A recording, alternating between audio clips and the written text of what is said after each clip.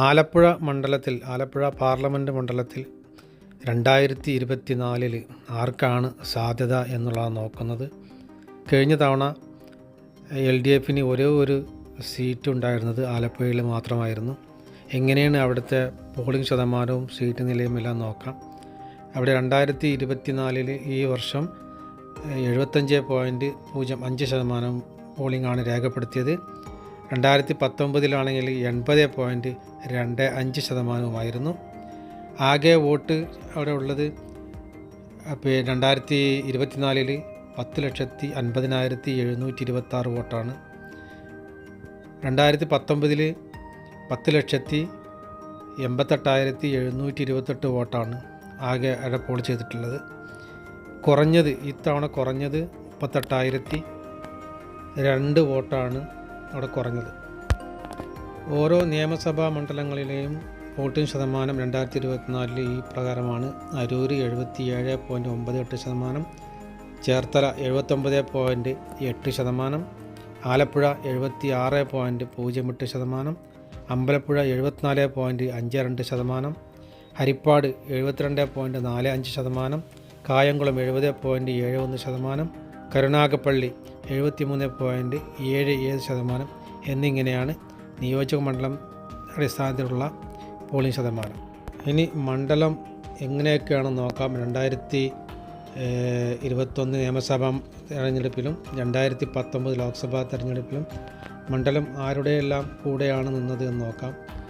Aroor lead നേടിയത് UDF ആയിരുന്നു. ലോക്സഭാ മണ്ഡലത്തിൽ ലോക്സഭയിൽ മത്സരിക്കുമ്പോൾ അരൂർ ലീഡ് നേടിയത് UDF ആണ് 648 വോട്ടിന്. അതേ അരൂരിൽ LDF വിജയിച്ചത്, നിയമസഭയ്ക്ക് വിജയിച്ചത് 7013 വോട്ടിന് ഭൂരിപക്ഷത്തിലാണ്. അടുത്ത് ചേർത്തലയാണ്. ചേർത്തലയിൽ LDFനായിരുന്നു ലീഡ്. 16,895 വോട്ടിൻ്റെ ലീഡ് LDFനുണ്ടായിരുന്നു. ചേർത്തലയിൽ വീണ്ടും LDF തന്നെയാണ് 2021 നിയമസഭയിലും വിജയിച്ചത് 6,148. പക്ഷേ ഭൂരിപക്ഷമില്ലായിരുന്നു. ലോക്സഭയിൽ കിട്ടിയ ഭൂരിപക്ഷം LDFന് നിയമസഭയ്ക്ക് കിട്ടിയതുമില്ല. അടുത്തത് ആലപ്പുഴ. ആലപ്പുഴയിൽ UDFന് 69 വോട്ടിൻ്റെ ഭൂരിപക്ഷമായിരുന്നെങ്കിൽ നിയമസഭ ആയപ്പോഴേക്കും അത് 11,648 വോട്ടിൻ്റെ ഭൂരിപക്ഷത്തിൽ LDF ആണ് നേടിയത്.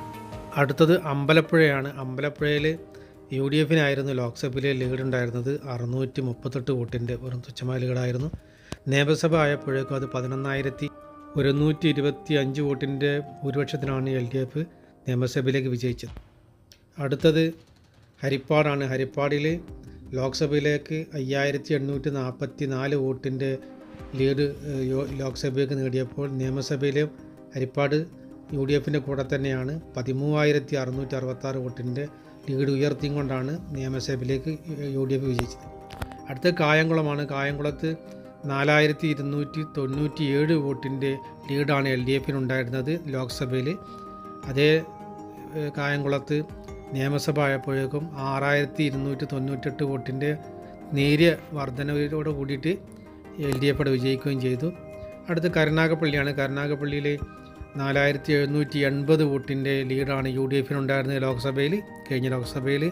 നിയമസഭ ആയപ്പോഴേക്കും അത് 29,208 വോട്ടിൻ്റെ ഭൂരിപക്ഷത്തിലാണ് നിയമസഭയിലേക്ക് വിജയിച്ചത്. 2021 അത് UDF നിലനിർത്തി. 2019 വെറും 2 മണ്ഡലങ്ങളിലെ ഭൂരിപക്ഷത്തിനാണ് അവിടെ LDF ആ സീറ്റ് പിടിച്ചെടുത്തത്. 2-2 ചേർത്തലയിലും കായംകുളത്തും. ബാക്കിയെല്ലാം UDFൻ്റെ കയ്യിലാണ്.